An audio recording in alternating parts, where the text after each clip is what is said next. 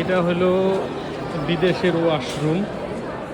তো আজকে মজার একটা বিষয় হলো আপনাদেরকে আমি একটা ওয়াশরুম দেখাইতেছি, কীভাবে ব্যবহার হয় ওয়াশরুম আর কত পরিমাণ ক্লিন থাকে। ঠিক আছে, এই হলো ভিতরের এন্ট্রি, সিরিয়াল আছে লোকজন। এই হলো ওয়াশরুম, ক্লিনের কাজ চলতেছে। আর এই হলো হ্যান্ড ওয়াশ, হাত দিলে অটোমেটিক আইসা করছে। তারপরে আবার হাত দিবেন, হাত ধোয়ার সিস্টেম আছে, খুব ভালো সিস্টেম, অটোমেটিক।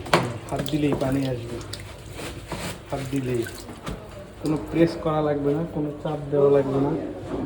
তারপরে এখানে টিস্যু আছে, টিস্যু নেবেন। ওকে, তারপরে বের হয়ে যাবেন, এখানে টিস্যু রাখার বাক্স।